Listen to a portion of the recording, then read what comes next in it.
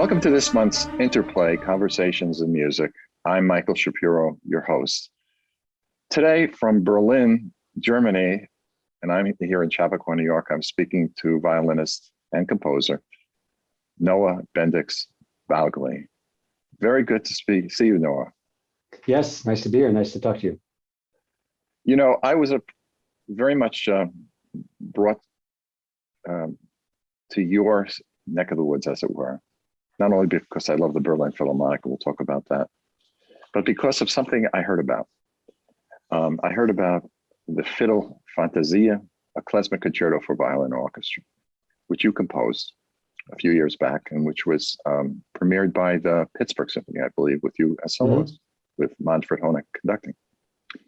And later done, I believe, recently in a chamber version as well. Yeah, recently with the Kammerakademie Potsdam, we did a new chamber orchestra version. Now, before we started this broadcast, we discussed my klezmer background. With Sam Shapiro, my dad, was a klezmer clarinetist, studied with Dave Terrace, the great clarinetist. And I read in your bio about Eric Bendix, your dad, who's a tanza, a dancer with Yiddish dance background, and your grandfather, who was a wonderful violinist, but also with background in this music, Samuel Leventhal. So speak about your influences in klezmer, please. Well, it's mostly through my dad. You know, he's sort of he's been a dance teacher since he was very young, and I think he got into it in his teenage years, in his 20s. And he was mostly doing at the time Eastern European folk dancing, Balkan dancing, and he went to those countries when he was younger. You know, went to Bulgaria and former Yugoslavia and researched these dances, learned the traditional dances, and I grew up around a lot of that music because he was teaching it at workshops and festivals and such. And then later on, he got involved in Yiddish dance too. That was a little later in his development, but when I was a kid, he was very involved in learning the traditional Yiddish dances. And so that brought me into contact with that music and the bands, you know, the people who were playing it. So, I mean, you were talking about your dad learning from Dave Terrace, who of course is one of the masters of klezmer clarinet from a while ago. I grew up with people who were involved in the sort of klezmer revival in the 70s and 80s, people from bands like the Klezmatics, Brave Old World, et cetera, because these musicians were often involved in these workshops and festivals where we would go as a family, where my dad would be teaching. And I want to mention one thing. There's a wonderful YouTube with you and the accordionist, who's a fabulous musician from Brave Old World, which yeah, that's Alan Burr, and he's somebody I've known for a long time. Extraordinary. Yeah, wonderful pianist, accordionist, composer, improviser, who also actually lives in Berlin. So I've had the chance to collaborate with him some more now that I'm living here as well. So he was a big influence. Also, the violinist / vocalist from that group, the Brave Old World, Michael Alpert. Yes. And then the other person who I think was a big influence was Alicia Spiegels, the violinist, former violinist of the Klezmatics. And she's just, for me, she's a wonderful klezmer fiddle player, klezmer violinist, someone who really has a really special sound and way of approaching the melodies and ornamenting them. And so I learned a lot of tunes from those people, and was lucky at a young age to be playing with them and jamming with them. And that's how I got into it. You know, I was a kid learning the violin from age about 5, learning classical violin, but already a couple of years later, I was starting to pick up the klezmer stuff and do that as well. And we just, so that just developed over the years. It's fabulous. The thing that I noticed about your playing, being someone who writes for the violin all the time, the solo or concertos or sonatas or whatever I've done, and conducting violinists, is that you can change styles in a heartbeat. Meaning that if you're playing in the Berlin Philharmonic as first concertmaster, you're playing a certain way. But when you stop playing klezmer music, like in your concerto, suddenly you're cracking and sighing and moving those tones, and the flexibility is so amazing. Also, the thing that I love about your playing is that your pitch is just to die for.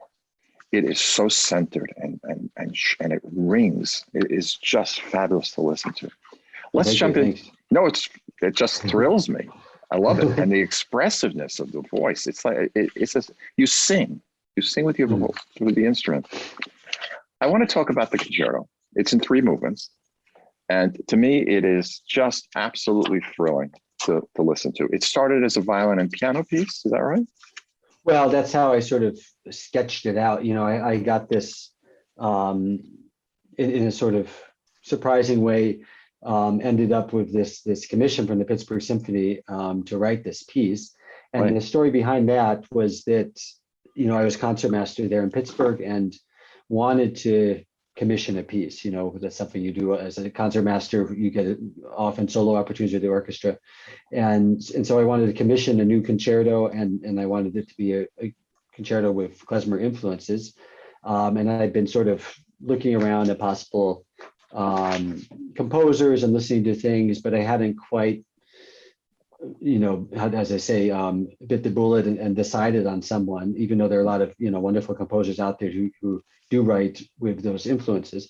And then a few kind of from a couple of different directions, I got sort of the encouragement to try to do it myself. And so that's sort of good. You did.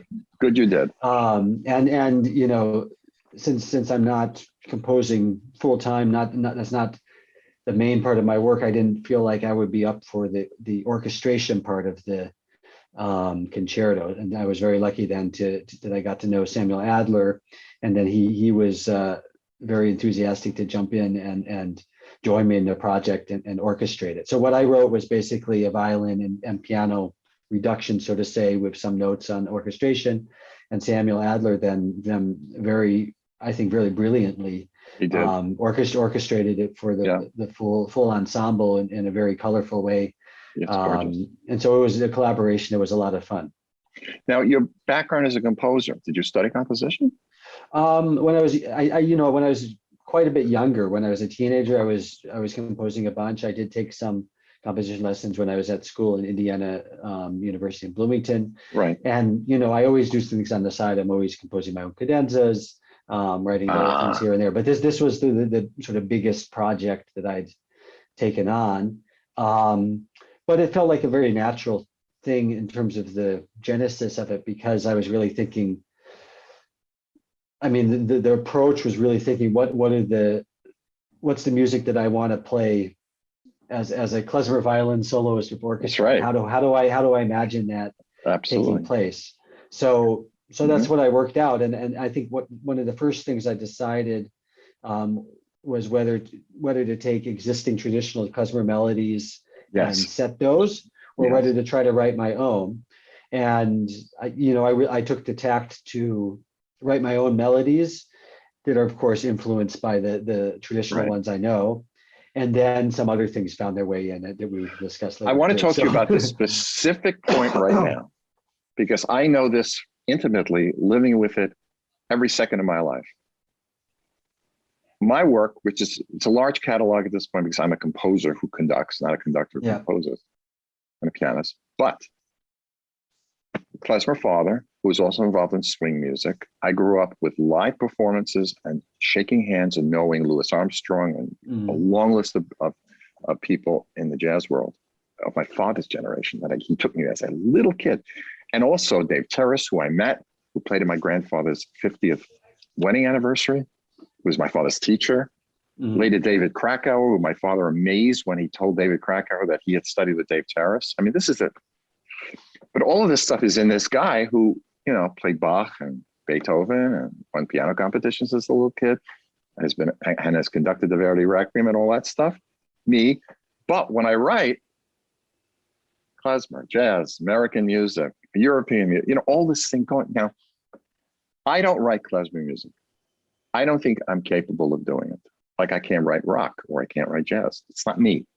I write my stuff. So my question is, as you're writing the Fiddle Fantasia, the Klezmer Concerto for Violin and Orchestra by Noah Bendix Balgley. How did the tunes come to you? That's a good question. Good question. I mean, I think a lot of it was just fiddle. You know, for me, it's fiddling around, so to say, on both on the violin and also on the piano. You know, Right. trying things out. And Right. yeah, the tunes. I mean, they're my own klezmer tunes, klezmer dance tunes. They're different klezmer dances that I use as inspiration. Right. Slow horror in 3. In the second movement, the last movement is a string, sort of a medley of Freilachs. Yep. And there's a lot of other things, some Balkan influence things in there. And they're sort of all strung together by these improvisatory sections, doinas. Beautiful. Which are written usually with a violin in conversation with another solo instrument in the orchestra. Yep. Beautifully done. I want to shift to something else because we are somewhat limited in time.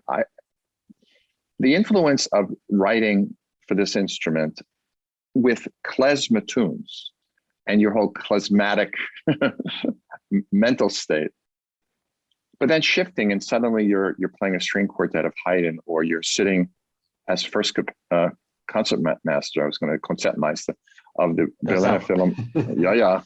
The leader of the Berlin Philharmonic, and playing Mazeppa of Tchaikovsky, or I don't know, some other piece. What do you have to do? What's your mindset? How do you shift so quickly? Well, I think, you know, all the different kinds of music that we play, you know, each is a sort of like a different language that you have to, you know, learn and style and such. And of course, the language of you're playing Haydn or Mozart is very different than if you're playing Bartók or Stravinsky or Richard Strauss. And the same thing if I'm playing something klezmer or something, you know, I have a group that does non-classical genres. If I'm playing a swing tune or something, Hungarian gypsy and stuff, you have to find that particular language. What does that mean in terms of sound, in terms of phrasing, in terms of ornamentation, this is great. Timing, all those things, you know. Right. So that's a lot of what I'm doing when I'm switching gears, and that's one of the exciting things, is to be able to, you know, try to inhabit all those different worlds in my musical life. And I feel that they enrich each other. That what I'm doing in a more improvisatory spirit in the klezmer world, or with my group Philharmonics, is the spirit of that is actually helping me when I get into the concertmaster's chair and play a Beethoven symphony or no question symphony. About it. I've been there when I conducted Showboat versus conducting Mahler. I know the difference. It's a very big difference, a different approach. When I was recently in Vienna, before I came to Berlin, and I saw you playing Mazeppa, I went to Gustav Mahler's grave, because obviously for this Jewish composer, he's a mentor and an idol. And I have a personal connection to him. My teacher, Karl Bamberger, was in Vienna in 1911 when he walked into his mother's house, 9-year-old Karl, reading the paper, crying over the kitchen table. Mahler is tot, with Mahler's face on the cover, you know. And he told me these stories, and you know, he knew Schalk and he knew Walter and Furtwängler, and the connection was absolutely firm. And then I'm going to get to the Forbidden Voices as well in a second, because he knew Ullmann and all those people too. So I went to Mahler's grave, which is in a Catholic cemetery in Grinzing. I don't know if you've gone yet, in Vienna, and you can see down into the Vienna. Alma's buried a few steps away with Manon Gropius, who you know, of course, from Bear Concerto Dedicatee, right? Yeah. To a memory of an angel. But Mahler's separated a little bit. His tombstone was covered with stones. So obviously our people went and were there and were putting stones on it. I felt in the middle of this Catholic cemetery. I said Kaddish. I just said Kaddish over Mahler. You know, I think he would have appreciated it coming from an Orthodox background. In your klezmer concerto, you quote from the Fifth Symphony, some of what would Mahler have sounded like if da-dee-da-dee-yum, ba-dee-da-dee-da-yum, but I'm your First Symphony. But you know, if he would have been played by a bunch of klezmers like my father or your grandfather. Mhm. So the question is, why, how did it come out of Noah, that moment? I mean, it was sort of a chance thing that just developed. I mean, the premiere of the piece of the Klezmer Concerto was on a program that featured Mahler's Fifth Symphony on the second half. So relevant. And, you know, of course, playing Mahler a lot in orchestra, I've Right. always noticed all those klezmery things. You know, of course, it's quite overt in the first symphony because it feels like there's a klezmer band that barges into the third movement and with the instrumentation and the rhythm. But I hear it in so many other places. I was, for example, just a couple of weeks ago was playing the Fourth Symphony, and the concertmaster, of course, has a fiddle solo in the second movement with this tuned up violin, also sounding often very klezmer. And then in the Fifth Symphony, this beautiful theme that comes in various ways is always, to me, has always sounded very Jewish. I mean, it's always felt very Jewish. No question about it. And a funny thing about that, you know, I played it a couple of years ago with Joanne Falletta and the Buffalo Philharmonic, and she knew, you know, she read the program notes, and then she said to me, "But that's also, you know, that's also the same theme as by Mirabis Duchesne." Well, she's great. And I love Joanne. And I realized, yes, it is. It's exactly, you know, the same thing. I know.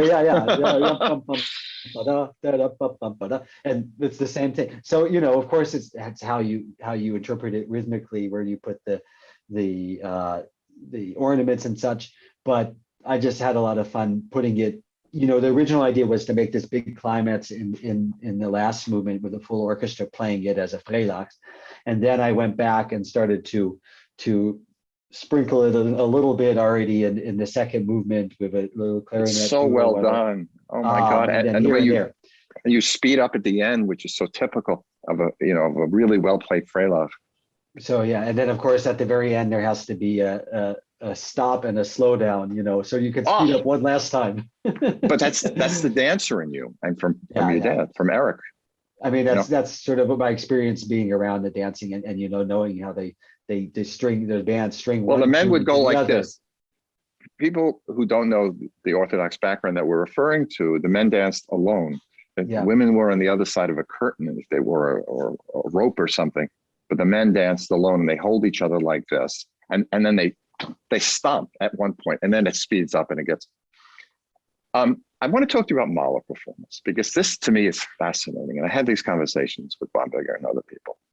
There are some conductors that just don't get it. I'm very firm about this, and I have a big opinion. If you take the Jewishness out of Mahler, it eviscerates it. How far can you go? And you're a klezmer player who plays in the Berlin Philharmonic, playing Mahler 3 and who knows what else this season. How far should they go in the phrasing? Well, I think, you know, what makes Mahler's music and his symphonies come alive is it's a complete world, and it has, you know, everything. It has, you know, the most pristine, otherworldly, heavenly music and slow movements. It has things that are just absurd and even ugly, and he uses every instrument known to the orchestra, and a lot of them not known to the orchestra, and he uses Jewish folk music and Austrian folk music, and all of these things come into this sense of it being this whole cosmos, and I think so. All of those elements need to come through in a really vivid way. And of course, that definitely applies to the klezmer Jewish elements, but also to the other things too. The things that are supposed to be really raw and violent are really raw and violent. And the things that are pristine and you know, I think of the adagietto of the Fifth Symphony, or just the third movement of the Fourth, or you know, that he has such extremes of experience. And so, and you know, he writes it very clearly in the score too. You don't have to do much. You don't have to do much that's not already in there, but you do have to go to the end point of what is this particular character sound that he's asking for right there. Well, da-dee-da-dee, da-da-da-yada, da-da-da-da-yada, da-da-da. People Yeah. don't get that. You get it. Da-dee-da-ya, right? Yeah, And yeah. It has to be let's a talk little bit technically. nagging. Yeah. Nagging. So let's talk technically. In your score to the Yiddish, the Fiddle Fantasia, I'm showing you this. Yeah. You have notes. And you say you have certain notes about turns and how they're Yeah. done. You talk about a single quick alternation between before the principal note and the beat. Talk about that.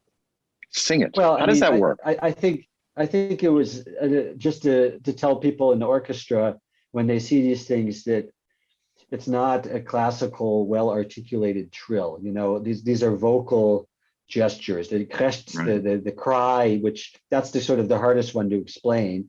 Yes, I love that. I never saw in a orchestral score the word text, and my father and would have the kissed question you is for how to that. notate it, because it's a stopped note. It's like sort of like, you know, your voice breaks while you're singing it.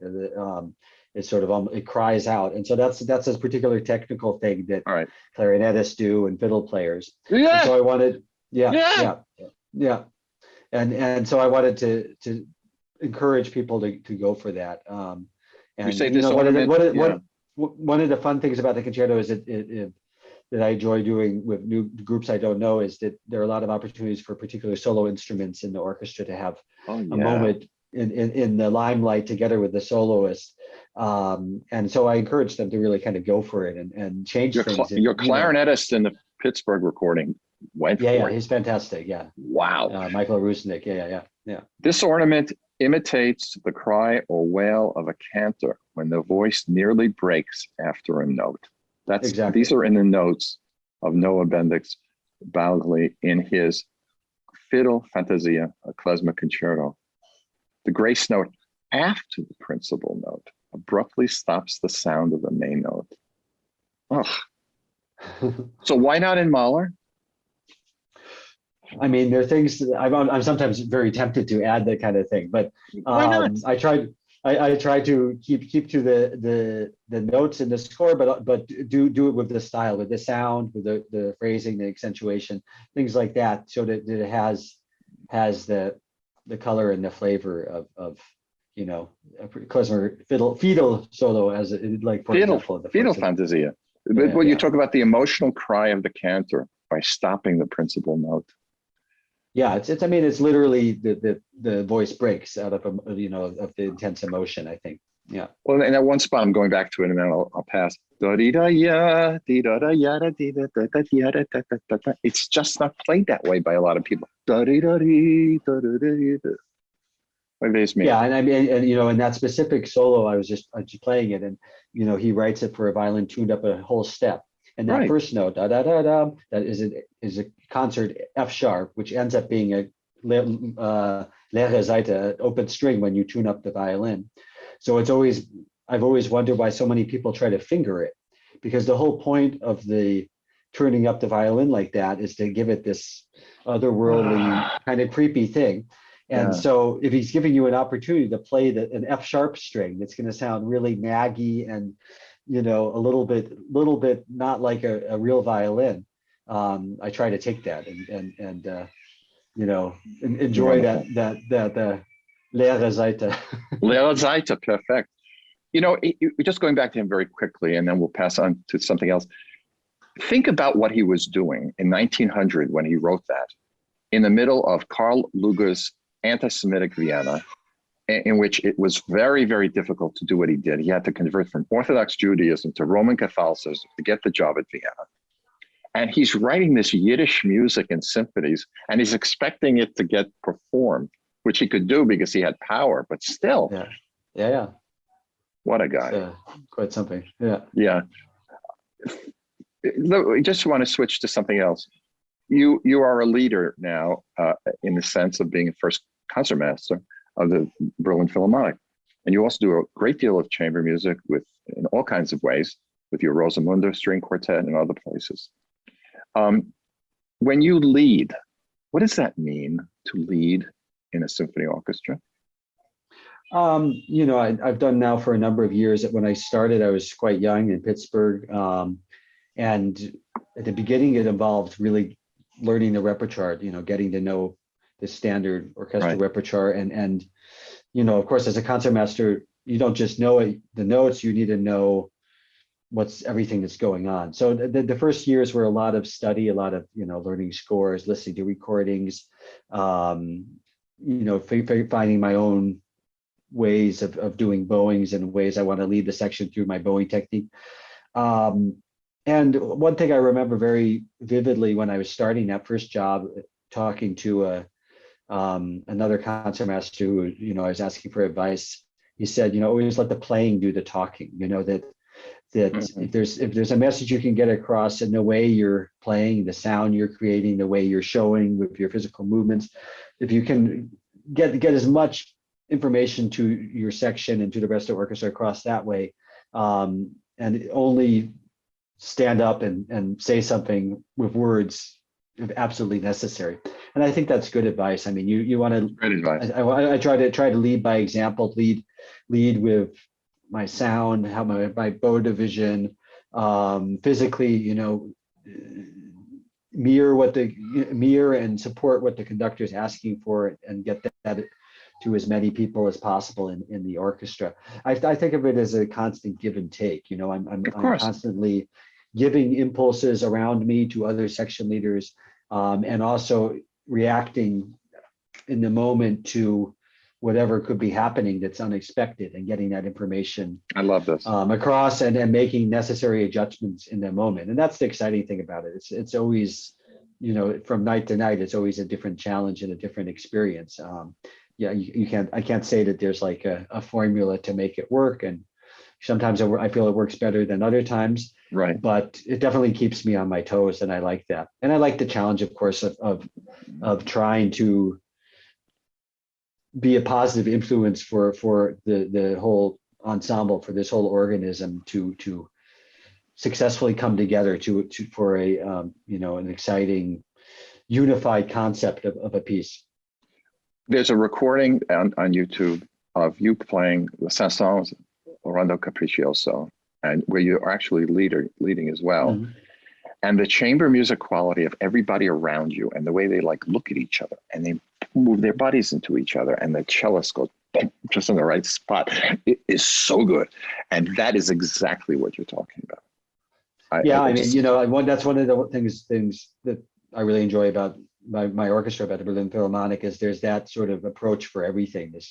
Even though it's a big ensemble, everybody comes with their own opinions and activities and such. So it's not a piece I would attempt with many other orchestras without a conductor, but it was a nice challenge to do it. It's the biggest, greatest chamber ensemble I've ever heard. Every time I hear it, and now you have a conductor who really is totally tied into it. So it is just the most fabulous thing to see and hear.